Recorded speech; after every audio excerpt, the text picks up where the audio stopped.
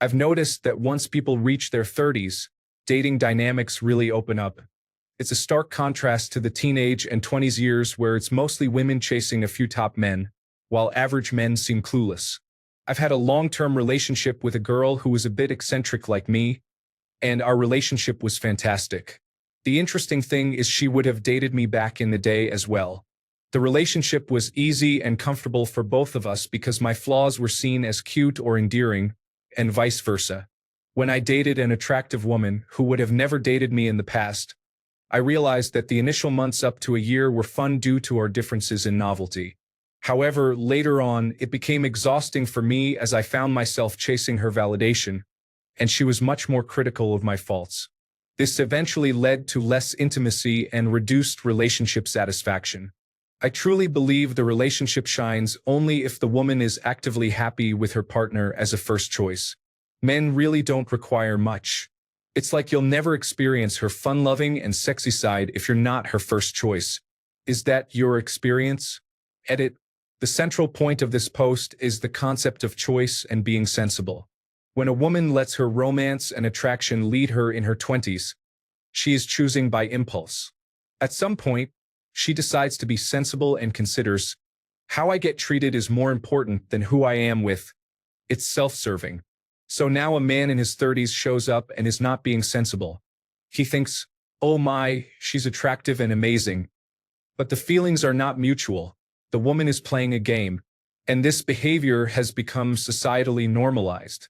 The point I'm trying to make is, what happens when men become sensible and self-serving? Do we then lead a more satisfying life? And do we choose partners based on who will treat us well? Story 1. She grew up religious and repressed, and a somewhat wild nerd would never have been her type. Now I'm taking her on nature walks to look for mushrooms, showing her how to play Magic, the Gathering, and she is going to try sitting in the deer blind with me this year. Story 2. I believe the relationship thrives when both partners are each other's first choice. Men do not need much, but it is essential for both individuals to feel valued and chosen for a long-term relationship to be successful. Story 3. I met her at a restaurant, and she basically ignored me. She was probably the most shockingly beautiful person I had ever seen. She was really nice, but didn't show any interest beyond being quite friendly. I assumed she was into wealthy men and partying and definitely wouldn't be into me, a fine art student and musician. Fast forward 6 years. We started dating and discovered she's really into yoga, meditation retreats, making her own kombucha, vintage clothes, and alien documentaries. Now we're 8 years married and more in love than ever. Although the exciting times are less frequent, we still celebrate life as often as possible. She's perfect. Story 4. The best way to ensure equality in a relationship is to learn how to communicate your needs in a way that is understandable and to be willing to compromise. It is important to be self-serving but not selfish. Find a middle path forward and ensure your partner is doing the same. If not, the relationship may not last. Story 5. My experience has been that many attractive women seem drawn to more physically appealing, exciting, and attention-seeking men when they are in their teens and early 20s. However, as they get older, they often begin to prefer men who treat them well, even if those men are not conventionally attractive. By their 30s, it is certainly possible for an average-looking man who is a good person and treats a woman with respect to have a successful long-term relationship with a very attractive woman. Story 6. Life is great. I am with a woman who I imagined was out of my league and would tire of my introverted personality compared to her bubbly and extroverted nature. She is gorgeous enough to turn heads when we walk by. I thought that if we had met when I was in my 20s, she would have been unattainable, and I still kind of think she is. But that's not how love, affection, care, and trust work. This incredible woman is afraid of losing me because she feels like I would have been or still am too good to even look at someone like her. We all carry insecurities. It's best to talk about them and share. However, in my experience, dating someone who seems out of your league can be just as rewarding as a loving relationship. You just have to get out of your head and accept that they are happy and be happy yourself. That last part often has nothing to do with one person being better than the other in any way. True love is about being with someone who makes you happy, and if you don't make them happy either, The notion of being too good for me isn't real. When both of you are happy and in love, there is no such thing as dating above your league. Love has transformed that league into an equal, loving field. Story 7. They would still ignore you. They are settling down and lowering their standards. Take a wild guess as to why. Story 8. I sincerely hope this is the case. I am a pretty average person, 30 years old. Let's see if suddenly I will be able to receive more female attention. Story 9. I have been friend-zoned by a girl since middle school. I was a nerd, scrawny, lacked style, and was 5 feet tall. Now, I am dating her in our 3rd year at 27. In summary, I got fit, picked up hobbies, built a career, and focused on self-improvement and self-awareness. Life is good. Story 10. It is frustrating to be the person she settles for because she couldn't secure the person she truly desired. This is the experience of someone who often feels overlooked. Story 11. It's great. I have the ring ready. She might have ignored me because she is a couple of years older, but when you are 35 and 37, it doesn't matter as much. We are roughly in each other's league in terms of appearance. Story 12. She was popular, a model, and an athlete, and to this day is socially graceful and charming. I have always had some charm, but she was everything I was not. We met in our 30s, and she is quite fond of me. She calls herself the president of my fan club. I'm glad we met when we did because she is amazing. When we were young, we never would have had a chance to interact, let alone date. Story 13. My experience is that women are people, so dynamics will vary from person to person. The notion of first choice or someone being out of your league tends to stem from insecurity more than anything else. Women can and will fall in love with a man for various reasons, some of which may not make sense, nor do they have to. As someone celebrating 5 years of marriage next month to an incredible woman who wouldn't have dated me when we were in high school, it turns out that I am exactly her type now that we are both in our 30s. Also, don't chase validation. Find someone you can stand shoulder to shoulder with and build a life together. Story 14. My wife is my friend's older sister. We started talking when they were roommates in their mid-20s. My friend was not happy, but I asked him, "Would you rather it be me or anyone else?" He agreed. Story 15. Would you say men are the same? For example, if a girl isn't a guy's first choice, you will never see his fun-loving side. Story 16. I am in my late 30s, married to a woman who would not have dated me in her 20s. I understand she was attractive, in demand, and could choose any man she wanted. She preferred the more conventionally attractive ones. Then she met me. While I am not the hottest guy she has been with, I can offer her the type of life partner she was seeking. She didn't want that at 24, but she did at 30. I am good-looking enough for her, and the attraction has grown. I take satisfaction in knowing I ended up with an attractive woman, even if it wasn't me taking her home at the end of a night out. Story 17. I have grown both personally and during my relationship with my wife, and she understands that I could easily find someone else if I chose to leave her. Not that I am considering it or telling her so. I believe she is incredible, and I honestly doubt I could find someone as great as she is. However, I could easily find someone else attractive, and she knows that. I am aware she could do the same. We are equally motivated to make each other happy. I have seen what else is out there. It is not great. That said, it is easier for attractive men in their 30s who have achieved financial success.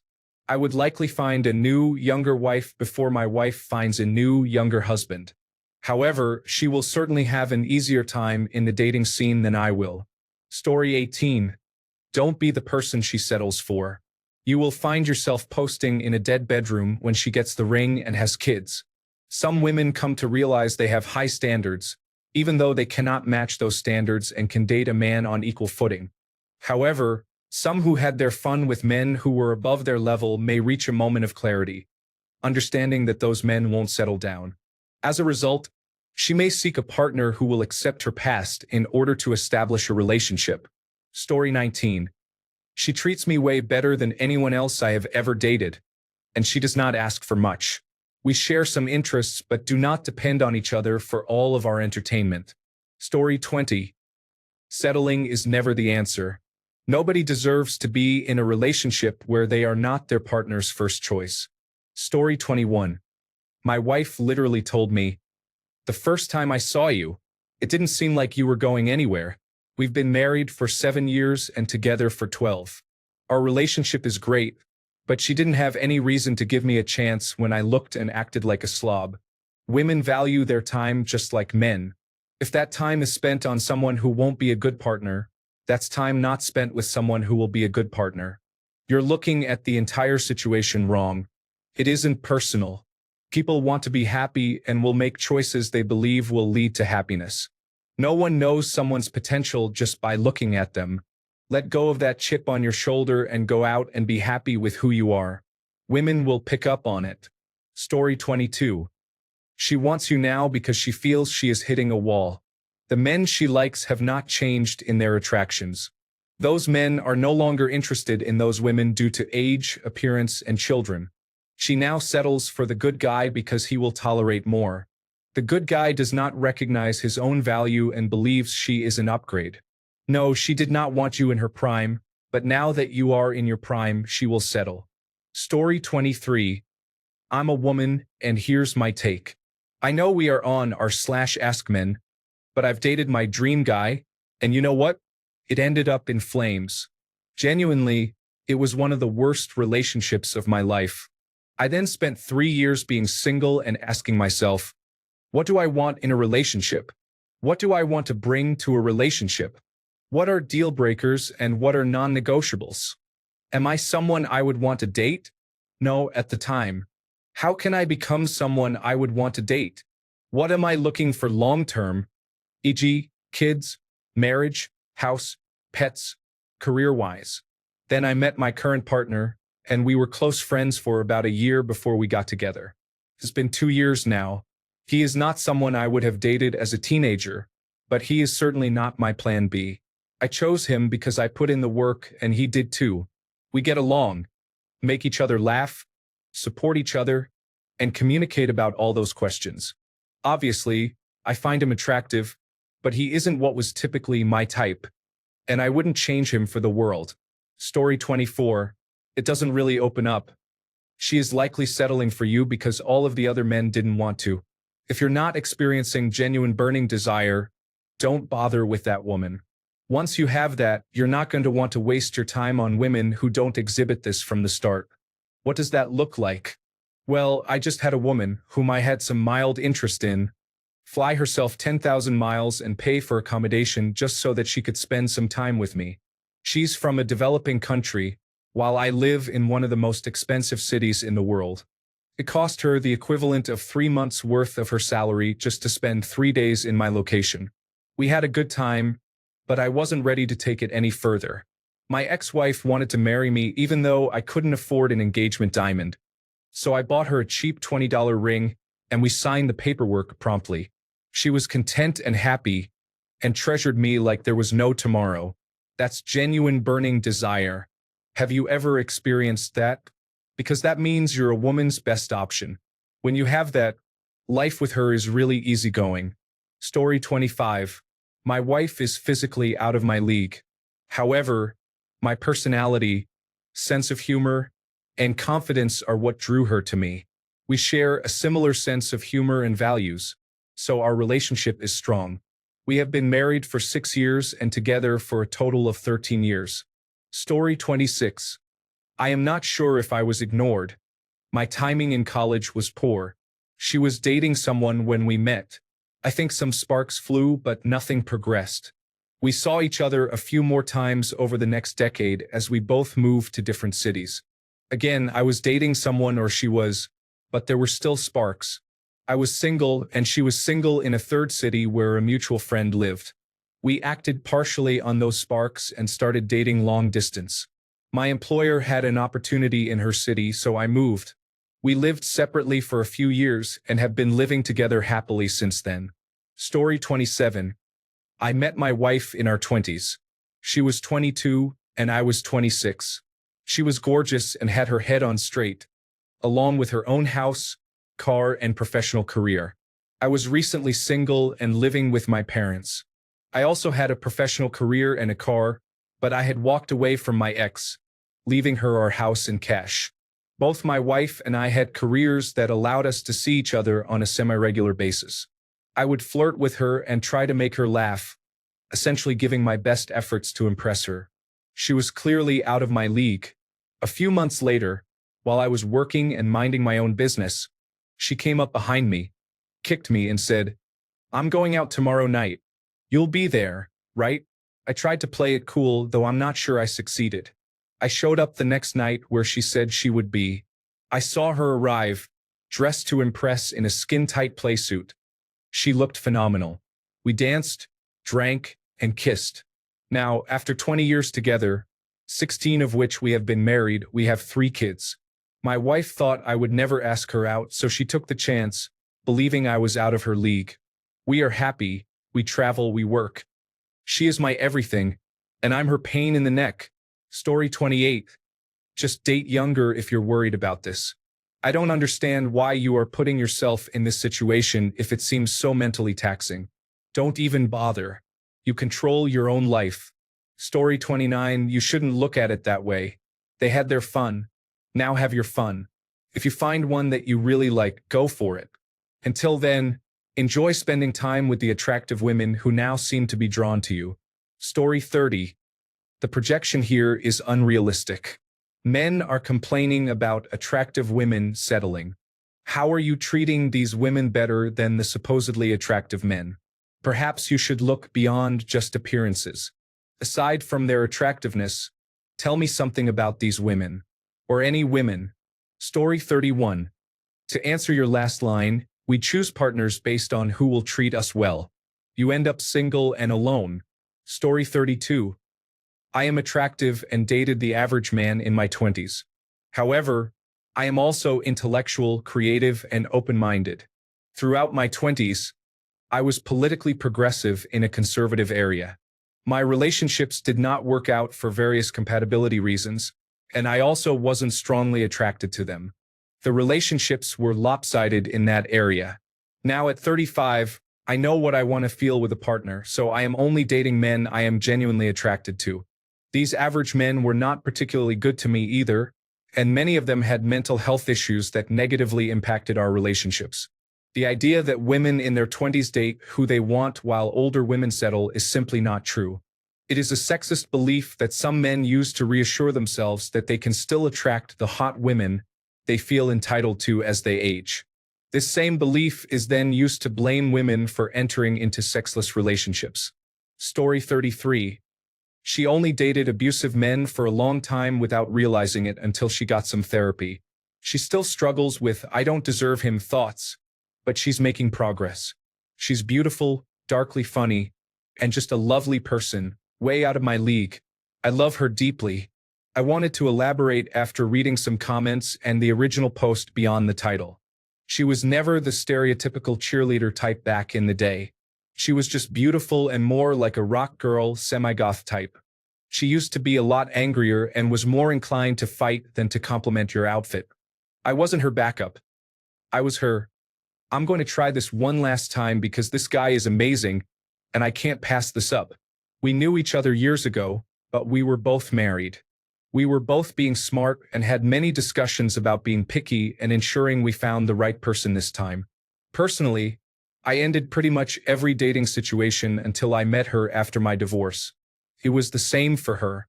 It seems like this is an outlier situation, so I'm not sure if this helps. Story 34. I believe it works both ways to some extent. When I was younger, I would have dated a girl with a poor personality if she was attractive enough. Now that I am older, there is no way I would tolerate that just for good looks. I think when people are younger, they are not very wise and do not prioritize the same things. Younger women are much more likely to be influenced by attractive and manipulative men.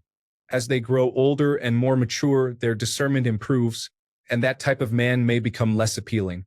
Conversely, qualities such as intelligence, stability, and ambition become more attractive. The primary issue is that men often focus on physical and sexual attraction. When asking the question, "Would she have dated me when we were younger?" You are really inquiring about your own looks in comparison to hers. This is based on the assumption that a 35 to 40-year-old woman has fewer options than she did in the past. The problem is that this is not necessarily true. Good-looking and successful men in their 40s and 50s may be interested in an attractive 35 to 40-year-old woman. It is not impossible for her to connect with the same men she used to. Additionally, a wealthy man who can still date a younger woman may often be taken advantage of and cheated on because she becomes bored and does not relate to him as she would with a man closer to her age. Story 35. The point I am trying to make is what happens when men become smart and self-serving. Do we achieve a more satisfying life? Do we choose partners based on who will treat us well? When you become smart and self-serving as a man, you may end up feeling alone. Men often do not have the same opportunities for casual relationships that many women do. However, this can give you more time and money to focus on your own interests. Additionally, if more men live their lives in a self-serving manner, it may compel women to treat them with more respect if they desire any connection with them. Story 36. The problem is that women lose value as they age and men gain value as they age. When women reach 30, the clock starts ticking, and they begin to change their standards. When men reach 30, they are starting to make money, become accomplished, and become much more desirable. The issue is that women's standards are often excessively high. An average woman who is 40 pounds overweight may believe that her presence is enough to justify her existence and think she can attract a tall, blue-eyed financier. While it may happen for one night, no exceptionally successful man wants an overweight egomaniac around in the morning. Women often believe they hold irrationally high values, and because they know how to use filters on social media, they think they deserve a top-tier partner, especially if a wealthy individual was once interested in them when they were younger. I am grateful to have met my partner 33 years ago, and we have been happily and faithfully married ever since. I have younger women in their 30s and 40s showing interest in me, and it can only be for one reason: money. They are settling or pursuing financial security. Story 37. I am not married, but I transitioned from being awkward and ignored by women to having them compete for my attention. I have friends with benefits relationships with a few individuals, and many women show interest in me. I cannot pursue a serious relationship right now as I am prioritizing my career. Thanks a bunch for sticking around till the end of the video. Remember to subscribe, and until next time, stay awesome and goodbye.